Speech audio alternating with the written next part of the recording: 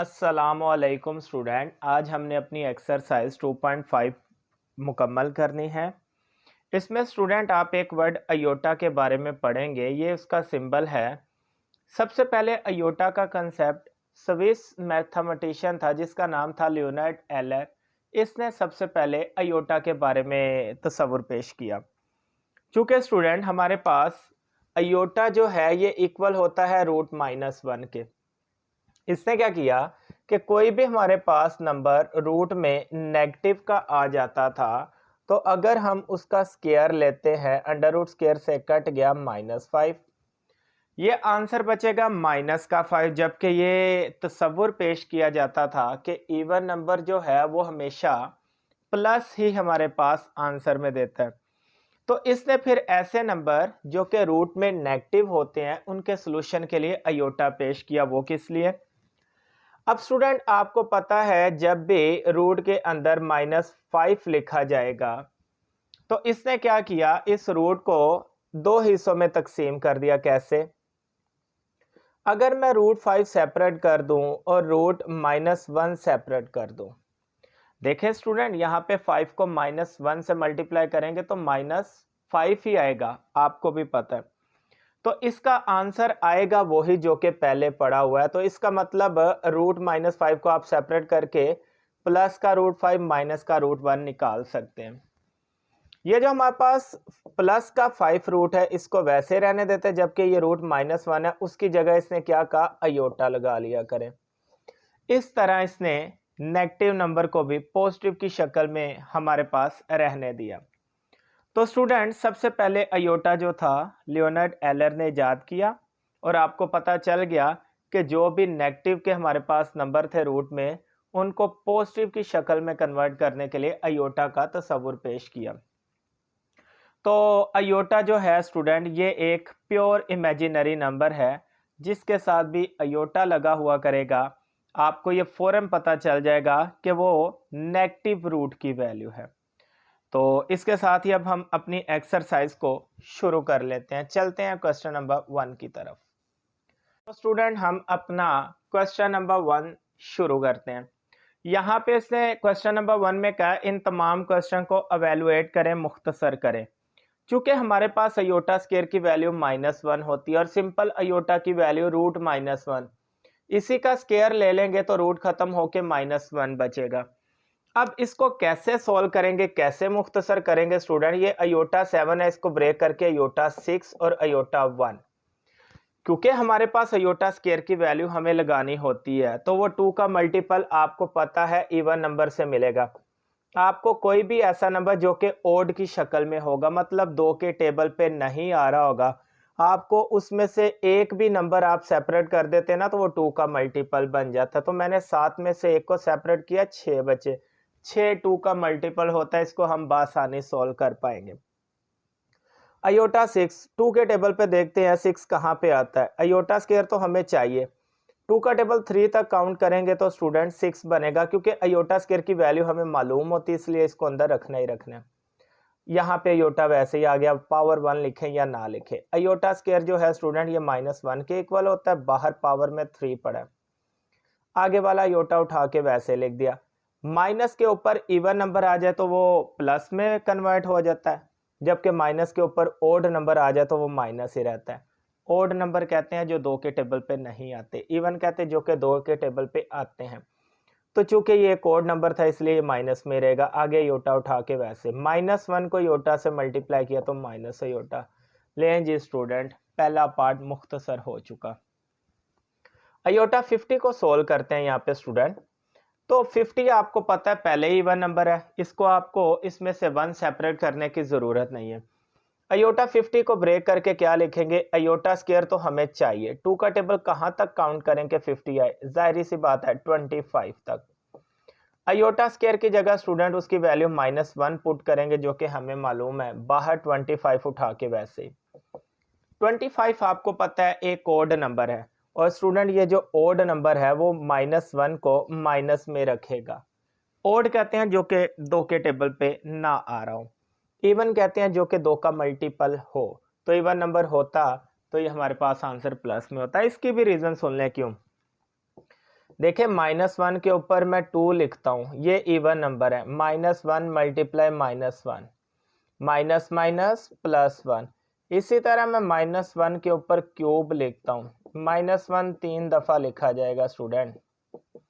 तो ये माइनस में क्यों रहता है? Minus minus plus, plus minus minus, इसलिए ओड नंबर हमेशा माइनस में रहता है। तो चलते हैं अपने पार्ट नंबर 3 की तरफ।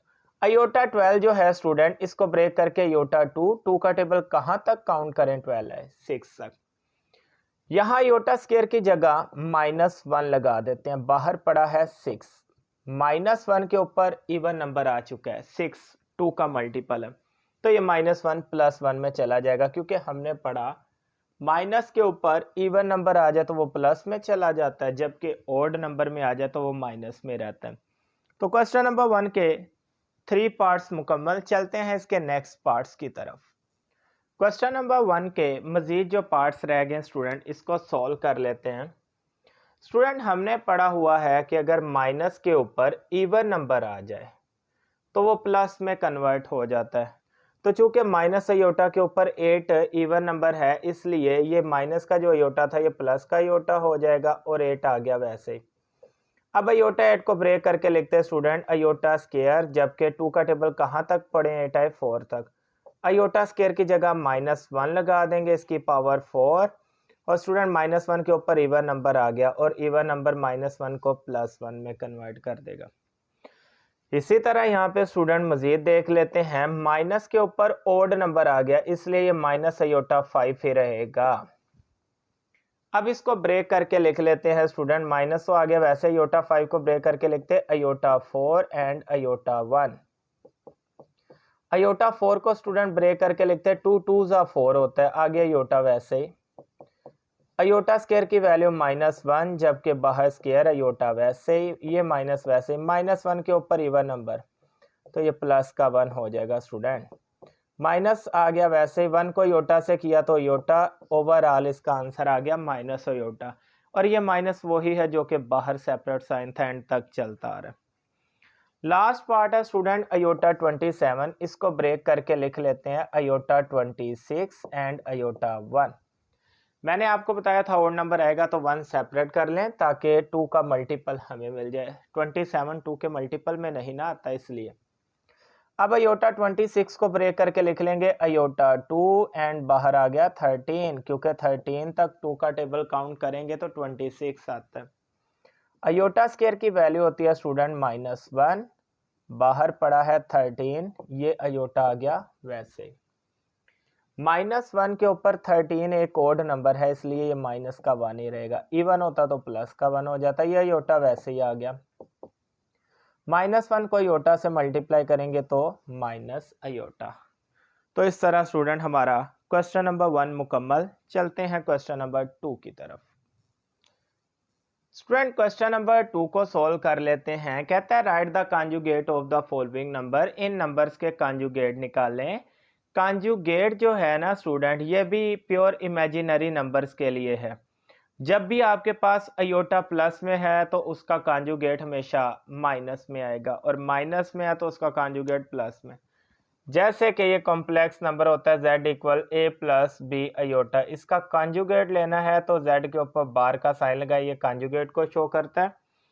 तो अयोटा वाली साइन वैल्यू का साइन बदल देने से कॉन्जुगेट हासिल हो जाता है।